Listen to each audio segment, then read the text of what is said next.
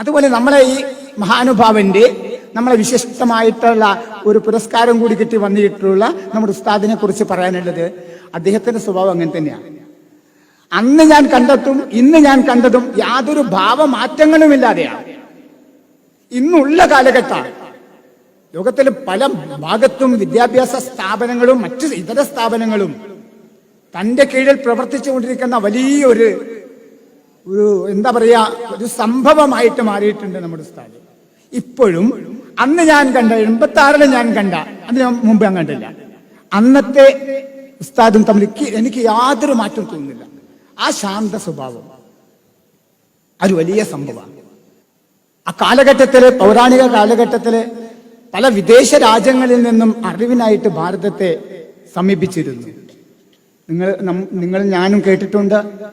നളന്ദ, തക്ഷശില എന്നീ വിശ്വവിഖ്യാത കേന്ദ്രങ്ങളെ പറ്റി.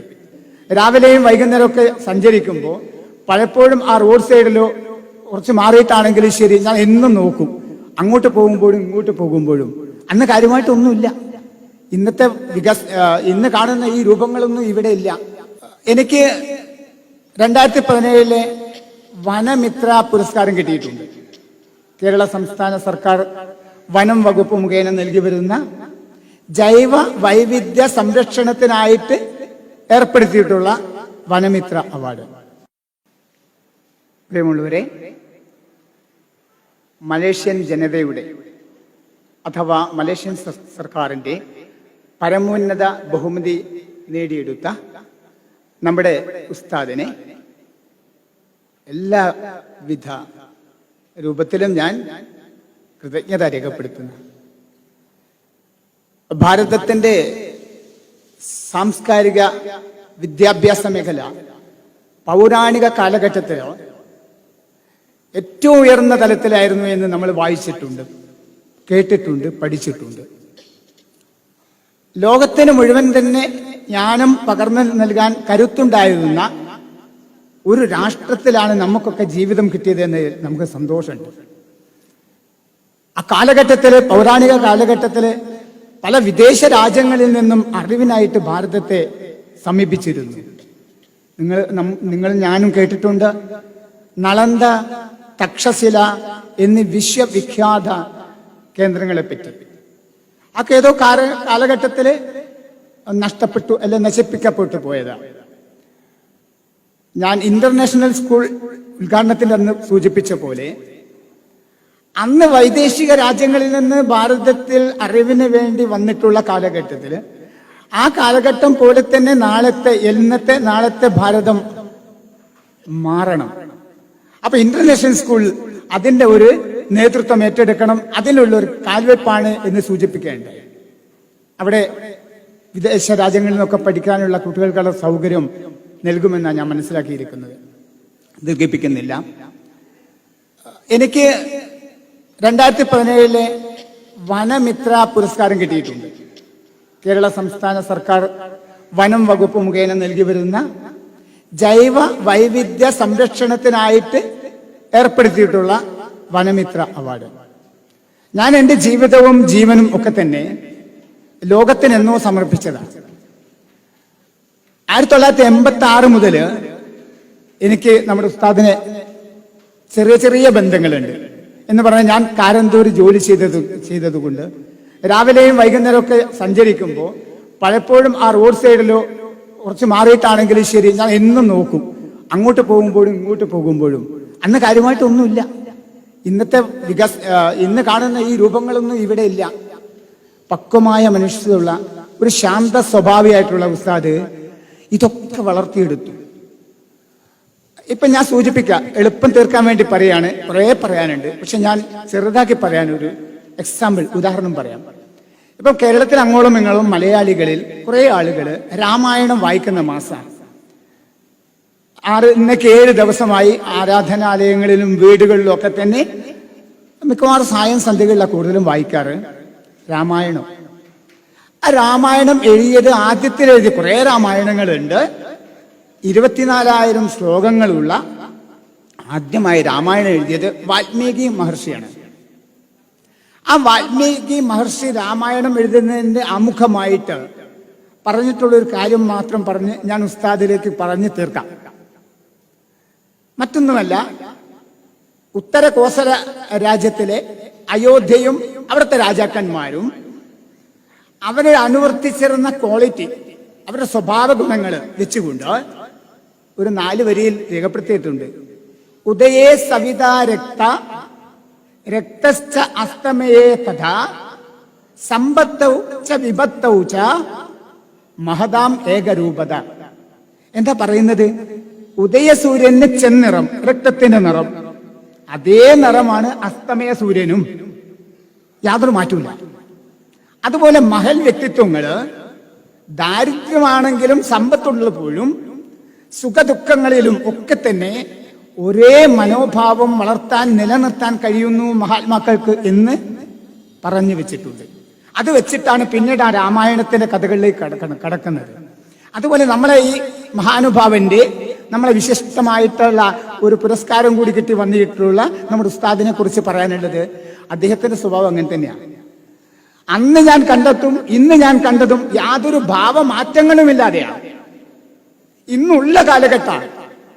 ലോകത്തിൽ പല ഭാഗത്തും വിദ്യാഭ്യാസ സ്ഥാപനങ്ങളും മറ്റു ഇതര സ്ഥാപനങ്ങളും തന്റെ കീഴിൽ പ്രവർത്തിച്ചുകൊണ്ടിരിക്കുന്ന വലിയൊരു എന്താ പറയാ, ഒരു സംഭവമായിട്ട് മാറിയിട്ടുണ്ട് നമ്മുടെ ഉസ്താദ്. ഇപ്പോഴും അന്ന് ഞാൻ കണ്ട 86 ഞാൻ കണ്ട, അതിന് മുമ്പ് ഞാൻ കണ്ടില്ല, അന്നത്തെ ഉസ്താദും തമ്മിൽ എനിക്ക് യാതൊരു മാറ്റം തോന്നുന്നില്ല. ആ ശാന്ത സ്വഭാവം അത് വലിയ സംഭവമാണ്. അപ്പോ അങ്ങനത്തെ സ്വഭാവങ്ങള് നമ്മളിലും ഉണ്ടാവണം. അതിനാ ഈ ചടങ്ങ്. മറ്റേത് വീട്ടിൽ കൊണ്ടുവച്ചാൽ മതി, ഈ പുരസ്കാരമായി വീട്ടിൽ കൊണ്ടുവച്ചാൽ മതി. അതല്ല ചെയ്തിരിക്കുന്നത്. എന്നെയും നിങ്ങളെയൊക്കെ ബോധ്യപ്പെടുത്തുക. എനിക്കിങ്ങനെ കിട്ടിയിട്ടുണ്ട്, ഞാനിതിൽ നേടിയിട്ടുണ്ട്. എന്റെ മക്കളെ, എന്റെ കുട്ടികളെ, ഇവിടുത്തെ അധ്യാപകരെ, അധ്യാപികമാരെ എല്ലാവരും തന്നെ എനിക്ക് കിട്ടിയ പോലെ നിങ്ങൾക്കും കിട്ടണമെങ്കിൽ നിങ്ങളെ കരുത്തുറ്റ മനസ്സോടെ ശക്തമായി പ്രവർത്തിക്കുന്ന തരത്തിലേക്ക് നിങ്ങൾ മാറണം. ആ ഒരു ഉപദേശമാണ്, അതിന്റെ സൂചനയാണ് ഇന്നത്തെ ഈ പരിപാടി എന്ന് ഞാൻ സൂചിപ്പിക്കുന്നു. നമ്മുടെ ഈ 2ാമത്തെ രാഷ്ട്രപതിയായിരുന്ന ഡോക്ടർ എസ് രാധാകൃഷ്ണനെ നമ്മൾ അറിയപ്പെടേണ്ടത് തത്വചിന്തകനും വിദ്യാഭ്യാസ വിചക്ഷണം എന്ന നിലയ്ക്കാണ്, അല്ലെ? ദേശീയ അധ്യാപക ദിനം അദ്ദേഹത്തിനെ സ്മരിച്ചുകൊണ്ടല്ലേ നമ്മൾ അദ്ദേഹത്തിന്റെ ജന്മദിനത്തല്ലേ നമ്മൾ ആദരിക്കുന്നത്. അദ്ദേഹം പറഞ്ഞത് എന്താ? ഒരു രാജ്യത്തിന്റെ വികസനത്തിന്, ആ രാജ്യത്തിന്റെ പട്ടിണി മാറ്റാൻ എല്ലാവർക്കും വേണ്ട വിദ്യാഭ്യാസം. അപ്പൊ അത് എന്ത് വേണം? സമൂഹത്തിലെ ഏറ്റവും ജ്ഞാനമുള്ള, അറിവുള്ള, മിടുക്കരായ ആളുകളെ മുഴുവൻ നമ്മൾ അധ്യാപകരാക്കണം എന്നാ പറഞ്ഞത്, ഗുരുക്കന്മാരാക്കണം എന്ന് പറഞ്ഞു ഡോക്ടർ എസ് രാധാകൃഷ്ണൻ. അറിവിന്റെ ലോകം വികസിക്കട്ടെ, അതിനുവേണ്ടി നമ്മൾ ഉസ്താദിത യത്നിക്കുന്നത്. നിങ്ങൾ എല്ലാവരും തന്നെ അറിവിന്റെ ലോകത്തെ വികസിപ്പിക്കാൻ വേണ്ടിയിട്ട് നമുക്ക് ലോകഗുരുവായി വീണ്ടും തുടരണം. ഇവിടുത്തെ ന്യൂനപക്ഷങ്ങളെ മാത്രം നോക്കിയാൽ പോരാ. ലോകത്തിൽ എവിടെ ന്യൂനപക്ഷങ്ങൾ പ്രയാസപ്പെടുന്നുണ്ടോ അവിടെ മുഴുവൻ നമ്മൾ ചെന്നെത്തണം. ഭാരതീയൻ ചെന്നെത്തണം, ഇന്ത്യക്കാരൻ ചെന്നെത്തണം. ലോകത്തിന് സമസ്ത സുഖാണ് നമ്മൾ ആഗ്രഹിക്കുന്നത്, അല്ലേ? അസ്വസ്തി പ്രജാഭ്യാം പരിപാലയന്താം ന്യായേന മാർഗേണ മഹിം മഹിഷ ഗോ ബ്രാഹ്മണേഭ്യ ശുഭമസ്തു നിത്യം ലോകാ സമസ്ത സുഖിനോ ഭവന്തു എന്ന് നമ്മൾ പൂർവ്വ ഋഷിമാർ പറഞ്ഞു വെച്ചതാണ്. സ്വസ്തി പ്രജാഭ്യം, എല്ലാ ജനങ്ങൾക്കും, നമ്മുടെ രാജ്യത്തിലെ എല്ലാ ജനങ്ങൾക്കും, ഈ രാജ്യത്തിലെ മാത്രമല്ല ഭൂമിയിലുള്ള എല്ലാ ഭാഗത്തെയും ഒരു ഒറ്റ വീടായി കാണുക. ഭൂമിയെ മൊത്തം ഒരു വീടായിട്ടാണ് കണ്ടത്. അപ്പൊ അങ്ങനെ ഒറ്റ വീടായി കണ്ടുകൊണ്ട് നമ്മൾ വലിയ ഈ പരിവാരം എല്ലാ ജനങ്ങളും ആ ഒരു വീട്ടിലെ നമ്മളെല്ലാവരും അംഗങ്ങളായി കണ്ടുകൊണ്ട് അതിരുകളില്ലാത്ത ഒരു ലോകത്തെ പറ്റിയാണ് ചിന്തിച്ചത്. രാജാവ് ഭരിക്കേണ്ടത് പ്രജകൾ എങ്ങനെയാണെന്നറിയോ? ന്യായമായ മാർഗത്തിൽ കൂടി പണം സമ്പാദിച്ച് സമ്പത്തുണ്ടാക്കിയിട്ടാണ് ജനങ്ങളെ നോക്കേണ്ടത് എന്നാണ് നിർദ്ദേശിക്കപ്പെടുന്നത്. ഗോ ബ്രാഹ്മണവ്യ അവിടെ ഉദ്ദേശിച്ചത് പശു എന്നും ബ്രാഹ്മണൻ എന്നും അല്ല, ഇന്ന് നമ്മൾ പറയുന്ന ഭാഷയല്ല ഉദ്ദേശിച്ചത്. ഗോ എന്ന് പറഞ്ഞാൽ വികസനത്തിന്റെ ഭാഗ, കൃഷിയും മറ്റെല്ലാം അതിൽ വരും. ബ്രാഹ്മണൻ എന്ന് പറഞ്ഞാൽ വിദ്യ ആർജിച്ച് വിദ്യ സംഭാവന ചെയ്യുന്ന നമ്പൂതിരിയൊന്നല്ല ഉദ്ദേശിച്ചത്. അവരാണ് ബ്രാഹ്മണൻ എന്ന സംബോധന മഹർഷിമാർ ചെയ്തിട്ടുള്ളത്. അപ്പൊ ഇതാണ് എനിക്ക് സൂചിപ്പിക്കാനുള്ളത്. അപ്പൊ ലോകത്തെ മൊത്തം തന്നെ ഭാരത മുകളിൽ നിന്ന്, ഇന്ത്യ മുന്നിൽ നിന്നുകൊണ്ട് ലോകത്തെ മുഴുവൻ തന്നെ എല്ലാവരെയും ആദരിക്കുന്ന ഒരു മഹാമനസ്കതയുള്ള ഒരു സൃഷ്ടി, ഭൂമിയെ മൊത്തം ഒരു തറവാട് വീടായി കണ്ടുകൊണ്ടുള്ള, നമുക്ക് പാകിസ്ഥാനും സിലോണും അല്ല ശ്രീലങ്കയും പിന്നെ ചൈനയും ഒന്നുമില്ല, അഫ്ഗാനിസ്ഥാനില്ല, അമേരിക്കയല്ല, നമ്മൾ ഭൂമിയെ ഒന്നിച്ചൊരു വീടായി കാണണം. ഇവിടെ വളരുന്ന, ഇവിടെ പഠിക്കുന്ന മിടുക്കരായ ആളുകൾ ഉസ്താദിനേക്കാൾ കൂടുതൽ നിങ്ങൾ ഉയരത്തിലെത്തണം. ലോകത്തെ മുഴുവൻ നിങ്ങൾ അറിവ് പകർന്നു കൊടുത്തുകൊണ്ട് ലോക നേതാവാൻ നിങ്ങൾക്കൊക്കെ കഴിയണം. ഞാൻ ഉസ്താദിനെ പറ്റി പറയാം, നമ്മുടെ 140 കോടിയിലധികം ജനങ്ങൾ ഇന്നിപ്പം കേട്ടത് ഈ ചൈനയേക്കാൾ മറികടന്ന് നമ്മൾ ഇന്ത്യ എന്നാ പറയുന്നത്. കോടികൾ ഇവിടെ 143 കോടിന്റെ അടുത്ത് എത്തിയ ആ സന്തോഷ വാർത്ത ഞാൻ പറയാൻ പോകുന്നത്. അപ്പം നമ്മൾ 1-ാം സ്ഥാനത്താണ്. അതുകൊണ്ട് നമുക്ക് ശക്തി ഉപയോഗിച്ചുകൊണ്ട് ലോകത്തെ നമുക്ക് നന്നാക്കിയെടുക്കാം. ആക്രമിച്ച് കീഴ്പ്പെടുത്താനല്ല, നമുക്ക് അതിർവരമ്പ് ഒന്നും വേണ്ട. ബംഗ്ലാദേശിന്റെ ബോർഡർ വേണ്ട, നമ്മൾ പാകിസ്ഥാന്റെ ബോർഡർ വേണ്ട, ചൈനയുടെ ബോർഡർ വേണ്ട, ഒരു ബോർഡറും അതിരുകൾ വേണ്ട. ആ വേലികൾ മുഴുവൻ പൊളിച്ചിട്ട് ലോകത്തെ മൊത്തം തന്നെ നമുക്ക് നമ്മളോട് ചേർത്ത് പിടിച്ച, അവർക്ക് അന്നവും ഭക്ഷണവും ഒക്കെ കൊടുത്ത് വസ്ത്രവും കൊടുത്തുകൊണ്ട് അവരെ നമുക്ക് ഗംഭീരമാക്കിയിട്ട് ഉയർത്തിയെടുക്കാൻ കഴിയണം. അതിന് ലോക ഗുരുസ്ഥാനത്തേക്ക് വന്നിട്ടുള്ള അത് തന്നെയാണ് ഉസ്താദിനെ ഞാൻ കാണുന്നത്. അതുപോലെ നമുക്ക് നിങ്ങളെല്ലാവരും ലോക ഗുരുസ്ഥാനത്തെത്തി ഈ ലോകത്തിന് ശക്തി പകർന്നു കൊടുക്കണം. ഇത്രയും പറഞ്ഞുകൊണ്ട് ഞാൻ എൻ്റെ വാക്കുകൾ ഉപസംഹരിക്കുകയാണ്. നമ്മുടെ ഉസ്താദിനെ ആയുരാരോഗ്യം നേരുന്നു. ഇനിയും കുറെ കാലം അറിയാം, കുറച്ച് പ്രയാസമൊക്കെ വന്നിരുന്നു, ഇപ്പം കുറച്ച് മാറിയിട്ടുണ്ട്. ഊർജ്ജസ്വലനായി തന്നെ അദ്ദേഹത്തിന് ജീവിക്കാൻ നമ്മോടൊപ്പം നമുക്കൊക്കെ ആനന്ദം പകർന്നു തരാൻ കഴിയട്ടെ എന്ന് പ്രാർത്ഥിച്ചുകൊണ്ട് നിർത്തുന്നു. നിങ്ങൾക്ക് എല്ലാവർക്കും നമസ്കാരം. ജയ് ഹിന്ദ്. ഒറ്റ വ്യക്തിയുടെ പ്രഭാവവും പ്രകാശവും കൊണ്ട് കേരളത്തിലുടനീളമെന്നല്ല ഇന്ത്യയിലും വിദേശത്തും വലിയൊരു പ്രസ്ഥാനം പടർന്നു പന്തലിച്ച ചരിത്രത്തിന്റെ പേരാണ് കാന്തപുരം. ഇനി നമുക്ക് കാണാനാകുമോ ഇങ്ങനെയൊരു നേതാവിനെ? അള്ളാഹു 1000 ആഫിയത്തുള്ള ദീർഘായുസ് നൽകുമാറാവട്ടെ. ആമീൻ.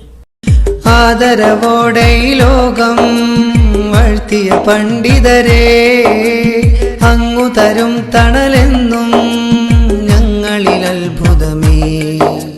ശത്രുശരങ്ങൾ മുന്നിൽ നിഷ്ഫലമാകുമ്പോൾ ശൈഖുനയെന്നും നമ്മിൽ പൊൻകമറാകുന്നു. മുത്തിമണത്ത കൈയിൽ ചുംബനമേകുന്നു.